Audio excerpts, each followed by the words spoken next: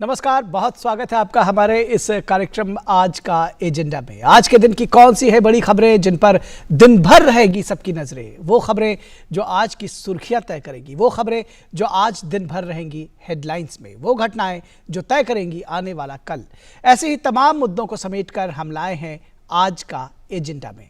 तो अगले आधे घंटे में दिन भर के अहम घटनाक्रम के विभिन्न पहलुओं को रखेंगे आपके सामने। मैं हूं निखिल सिंह। तो आइए सबसे पहले देखते हैं क्या है आज का एजेंडा। प्रधानमंत्री Narendra Modi virtual global investor round table की करेंगे अध्यक्षता। सम्मेलन में प्रमुख सॉवरेन वेल्थ और पेंशन फंड के अलावा दुनिया के कई देशों के निवेशक भी कार्यक्रम में लेंगे हिस्सा।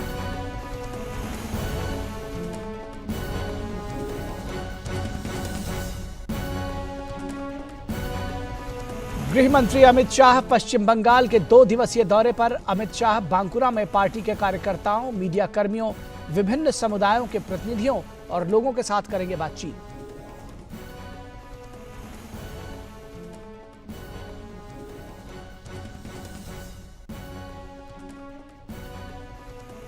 बिहार विधानसभा चुनाव के लिए आज खत्म हो जाएगा प्रचार। अंतिम चरण के लिए 7 नवंबर को 15 जिलों के 78 विधानसभा क्षेत्रों में मतदान होगा। 10 नवंबर को आएंगे नतीजे।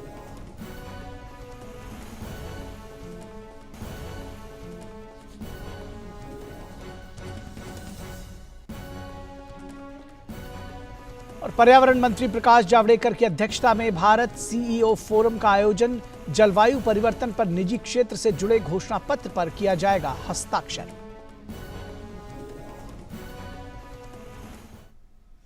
तो सबसे पहले बात करते हैं प्रधानमंत्री नरेंद्र मोदी की virtual global investor round table जिसकी वो अध्यक्षता करेंगे।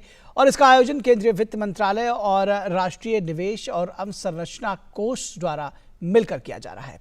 इस कार्यक्रम में केंद्रीय वित्त मंत्री, केंद्रीय वित्त राज्य मंत्री, आरबीआई गवर्नर और कई वरिष्ठ अधिकारी भी शामिल होंगे। सम्मेलन में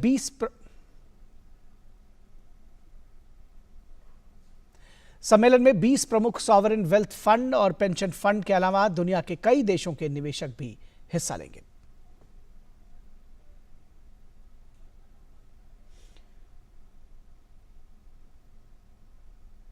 और हमारे संवाददाता अरुण शर्मा और ज्यादा जानकारी के साथ हमारे साथ जुड़ रहे हैं इस पूरी खबर पर। अरुण, आपसे समझना चाहेंगे किन मायनों में खास है ये ग्लोबल इन्वेस्टर्स राउंड टेबल और क्या कुछ होगा इसमें, क्या कुछ रहेगा एजेंडा?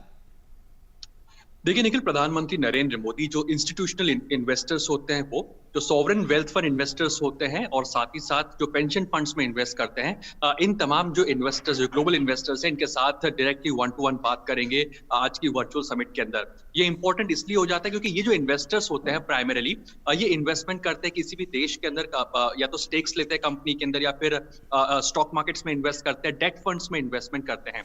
ये वो समय है जब दुनिया भर की जो अर्थव्यवस्था है वो अपने अर्थव्यवस्था के अंदर इन्वेस्टर्स को आकर्षित करने की कोशिश कर रही है। तो दुनिया भर के अंदर पैसा लिमिटेड है, वो किसी या तो इमर्जिंग मार्केट्स में जाता हुआ दिखाई देगा या फिर जो अन्य अगर मार्केट्स की बात की तो जहां पे रिटर्न ऑन इन्वेस्टमेंट ज्यादा होगा, ये इन्वेस्टर्स वहां पे जाते हुए दिखाई देंगे।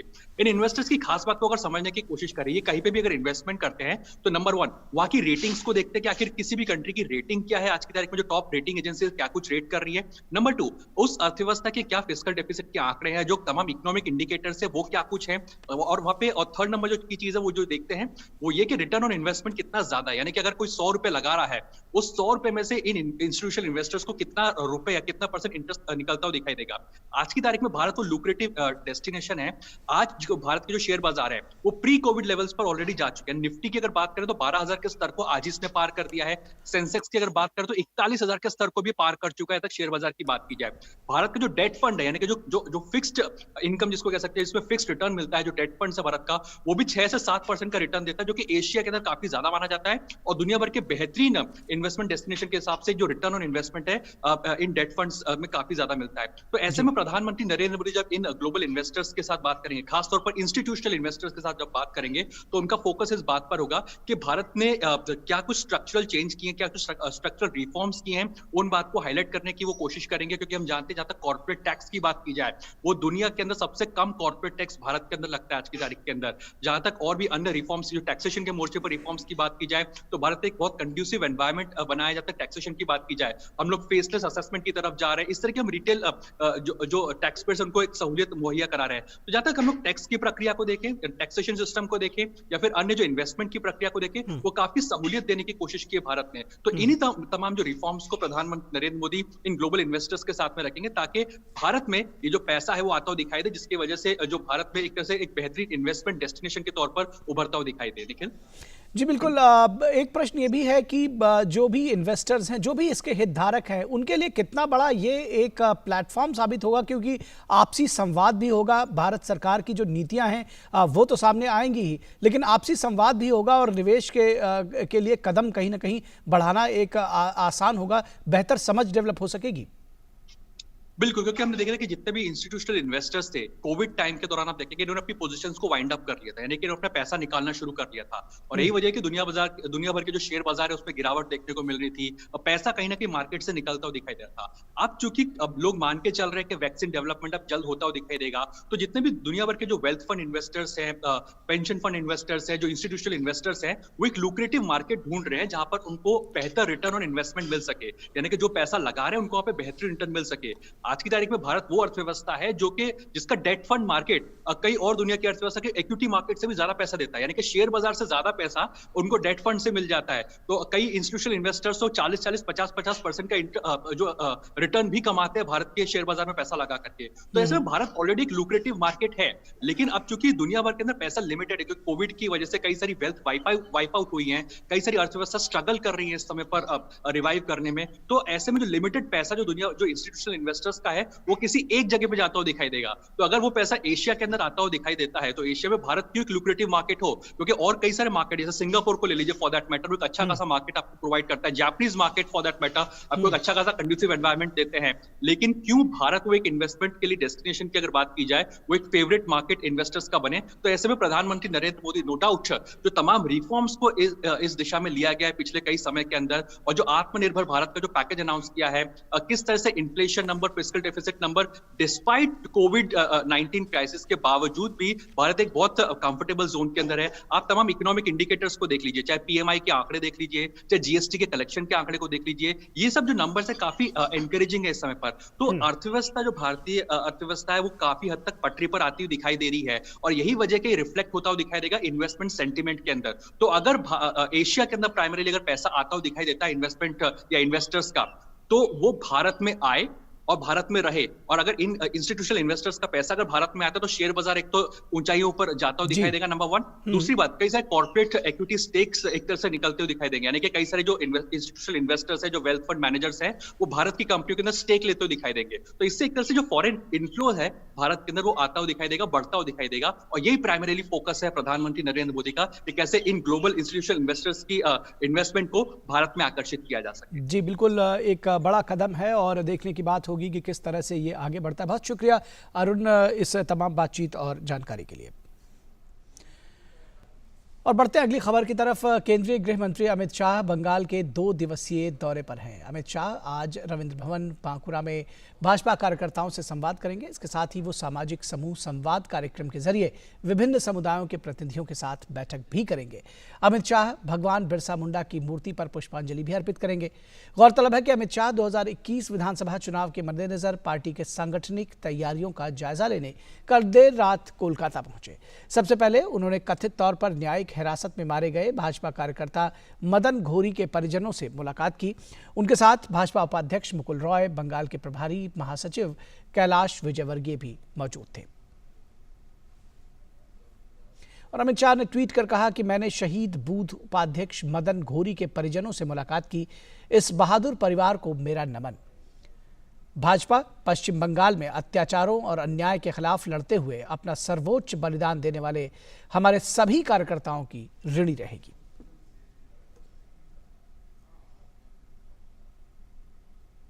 और इस खबर पर और ज़्यादा जानकारी के लिए बात करते हैं अपने संवाददाता अनिब्रतो से, जो पश्चिम बंगाल से हमारे साथ जुड़ रहे हैं। अनिब्रतो, कितना महत्वपूर्ण है ये दौरा और किस तरह से एक तरह जो कार्यकर्ता है बीजेपी को उनमें दम भरने का काम करेगी, कहीं ना कहीं विश्वास जताने की बात करेगा ये दौरा गृह मंत्री का? Yeah, it's largely significant in the truest sense of word because, as you know, Amit Shah is first over to the visit to the Jungle Mahal here in Bakura. First stopover will be here at Pua Bagan. At my backdrop, as you can see, the statue of Birsa Munda. His name is largely associated with the sentiment of the people here in Jungle Mahal because he led the rebellion of the Santhal rebellion against the English rule, and his name is embedded in the history of India's freedom struggle. So Amit Shah will garland the statue here because BJP is largely eyeing all the assembly seats because there are 44 assembly seats here in Jungle Mahal, 12 alone in Bakura, 9 in Purulia, and 19 in West Midnapur, 4 in Jhargram. All the Lok Sabha seats here in Jungle Mahal, 4 Lok Sabha seats BJP captured in the 2019 Lok Sabha election. But that is certainly BJP made a landslide victory because earlier never it was heard. This thing happened in the hills, BJP got all the 7 out of 8 seats in North Bengal. Here in Jungle Mahal too, they got 4 seats out of 4. So Amit Shah's visit is largely significant in the truest sense of word because as the recent survey conducted by the BJP, it has been shown that the people's influence over the masses here in Bengal of the BJP's influence is largely increasing, and how BJP transcends it into the electoral role, into the assembly seats, that is largely to be seen. And so Amit Shah, has several programs today here. Soon after the garlanding the statue of Birsa Munda, he will hold meeting with the office bearers of BJP at the Robindra Bhavan. Thereafter, he will proceed to the Korondihi village. There he will have his lunch in a tribal hamlet.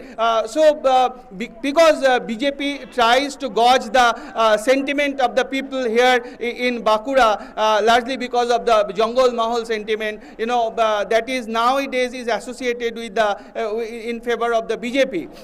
The thing is that Amit Shah will, also hold talk with the people here because, as the central scheme, Mamata Banerjee government didn't implement, several of the central scheme, as you know, Ayushman Bharat and Prime Minister's Kishan Nidhi Yojana, this thing was not implemented here. So Amit Shah will also gauge the sentiment of the people. So the basic focus is that Amit Shah will kickstart the election campaign of the assembly poll that is enlisted in 2021. The thing is that how this meeting gets fruitified, that is to be largely seen. Exactly. In fact, yesterday Amit Shah also went to a BJP, slain BJP leader Madan Ghori. So what effects does and how these sentiments of the BJP workers affect when the top leadership of the party visits to the places, to the homes of such local leaders and go and meet with them and hold talks to them? Yeah, Amit Shah is largely credited because of the organization expansion of the BJP here in Bengal. And Bengal is the focus state of BJP every time, as we have seen. The thing is that, as you have asked me, that the political murder that largely been happened in the soon after the Lok Sabha election, more than 120 BJP workers were, murdered in the hands, as they alleging, in the hands of the Trinamool Congress. And this thing is increasing day by day. The thing is that this political murder is largely associated with the history of the Bengal politics. Every time election nears, this thing happens to take place. Intimidation of the voters, cross-voting and political murder, this thing happened to take place in Bengal. And this time as a new phenomena is unfolding, and that is the elimination of the leadership. That is being seen, and because it is indeed, it's leaving an effect on the minds of the people at large, and because this thing is increasing.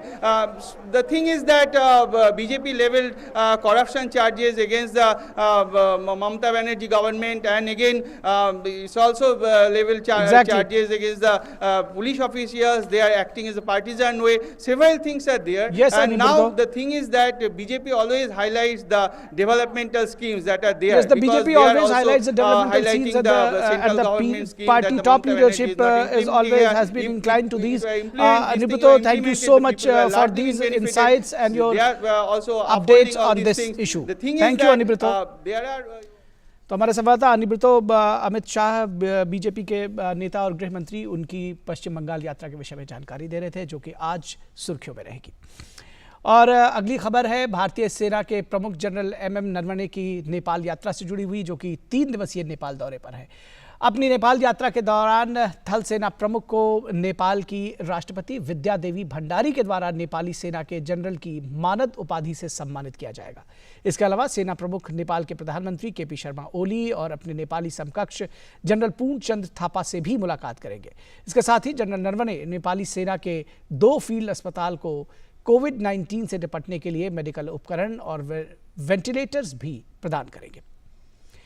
और हमारे संवाददाता सुधीर यादव और ज़्यादा जानकारी के साथ इस खबर पर हमारे साथ जुड़ रहे हैं। सुधीर, पिछले दिनों देखने में आया कि नेपाल के साथ कुछ रिश्ते नरम गरम बने रहे, जो सीमा विवाद एक सामने आया, उसके बाद जिस तरह से गर्मजोशी से भारतीय थल सेना अध्यक्ष का स्वागत किया जा रहा है और जिस तरह से उन्हें मानद उपाधि दी जा रही है, ये माना जा रहा है कि दोनों पड़ोसियों के बीच में जो रिश्ते हैं वो उनकी गर्माहट एक बार फिर वापस देखी जा रही है।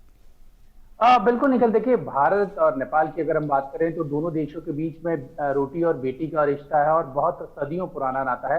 तो हालांकि जो पिछले कुछ समय में जो सीमा विवाद की स्थिति रही, उस पर रिश्तों पर इसका थोड़ा सा असर जरूर देखने को मिला, लेकिन अब उससे बाहर निकलते हुए दिख रहा है। और जिस तरीके से जो सेना प्रमुख जा रहे हैं वो साफ तौर पर जताता है कि दोनों देशों के जो रिश्ते हैं वो बेहतरी की तरफ बढ़ रहे हैं और जो हम कहें सहयोग है वो खास तौर पर आपस में बढ़ रहा है।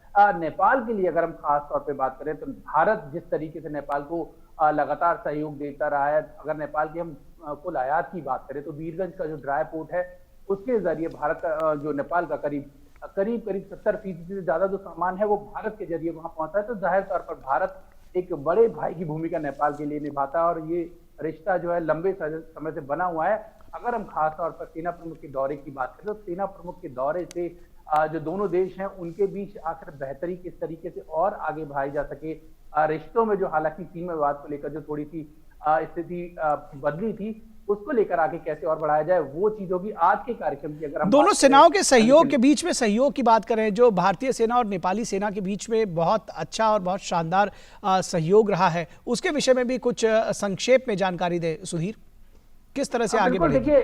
बिल्कुल देखिए दोनों सेनाओं में आखिर किस तरीके से जॉइंट मैनशिप को लेकर आगे बढ़ा जा सकता है, आखिर जो अभ्यास है उनको लेकर आगे कैसे बढ़ा जा सकता है, क्योंकि बहुत लंबी सीमा भारत और नेपाल की है और एक तरह से ओपन सीमा है, बहुत ज्यादा रोक टोक नहीं है, तो ये बहुत ज्यादा महत्वपूर्ण हो जाता है। और खास बात जिस तरीके से भारत के पास काउंटर टेररिज्म को लेकर विशेषज्ञता हासिल है, बेहतर उपकरण है, इन सब चीजों का प्रशिक्षण जो है, इन सब चीजों की जो जानकारी है वो नेपाल को दे सकता है। तो नेपाली सेना जी बिल्कुल बेहद महत्वपूर्ण है ये जनरल एमएम नरवणे का ये दौरा, और निश्चित तौर पर दोनों देशों के बीच में रिश्तों में गर्माहट आएगी, सेनाओं के बीच में जो एक तालमेल है वो भी नजर आएगा। बहुत शुक्रिया सुधीर इस तमाम बातचीत और जानकारी के लिए। और अगली खबर, राजधानी दिल्ली में आज जलवायु परिवर्तन पर इंडिया सीईओ फोरम की वर्चुअल बैठक बुलाई गई है। केंद्रीय पर्यावरण मंत्री प्रकाश जावड़ेकर इसकी अध्यक्षता करेंगे। इस मीटिंग में सीमेंट, स्टील, ऊर्जा और फार्मा सेक्टर से जुड़ी कंपनियों के सीईओ भाग लेंगे। इस बैठक का मकसद जलवायु परिवर्तन से मुकाबले में भारत के निजी क्षेत्रों की भागीदारी सुनिश्चित करना है। इस बैठक में निजी क्षेत्रों की कंपनियां जलवायु परिवर्तन पर अपनी राय रखेंगी और साथ ही 2020 के बाद इस संकट से निपटने के लिए घोषणा पत्र जारी किया जाएगा। केंद्रीय पर्यावरण मंत्री प्रकाश जावड़ेकर की अध्यक्षता में आयोजित किया जा रहा यह सम्मेलन भारत सीईओ फोरम जलवायु परिवर्तन पर निजी क्षेत्र से जुड़े घोषणा पत्र पर किया जाएगा।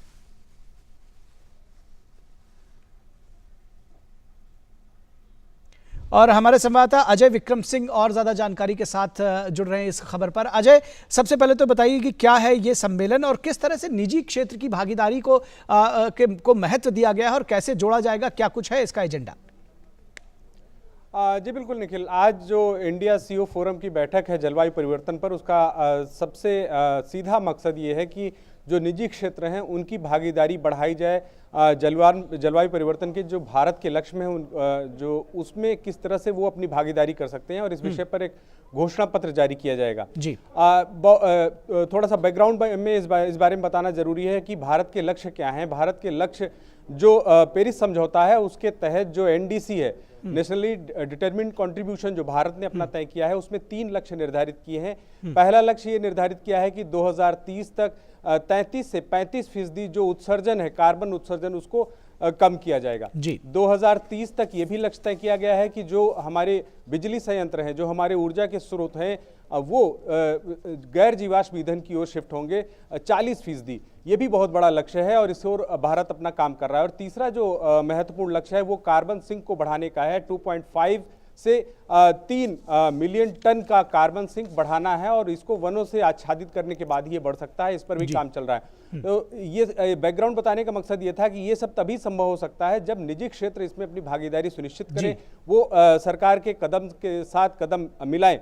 इसमें सबसे अहम बात यह है कि निजी क्षेत्र की भागीदारी से उनको फायदा होगा। क्योटो प्रोटोकॉल में भी इसकी बात की गई है, और पेरिस समझौते के जो आर्टिकल 6 है उसमें भी ये बात कही गई है कि अगर निजी क्षेत्र अपनी भागीदारी करते हैं, कोई देश अपना इस तरह से भागीदारी बढ़ाता तो है, निजी क्षेत्र को कैसे प्रेरित किया जा सकेगा अजय? कैसे निजी क्षेत्र को ऑन बोर्ड लाया जा सकेगा?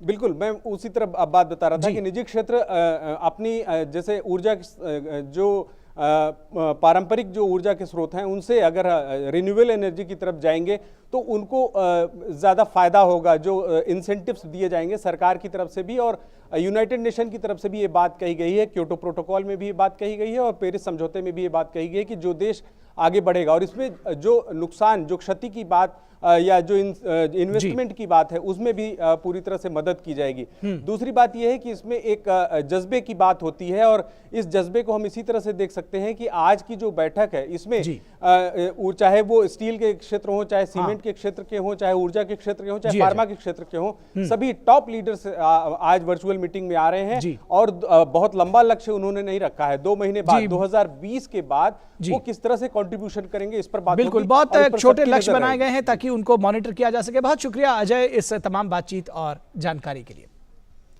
तो आज के एजेंडा के इस कार्यक्रम में बस इतना ही। हमारी पूरी टीम को दीजिए इजाजत। नमस्कार।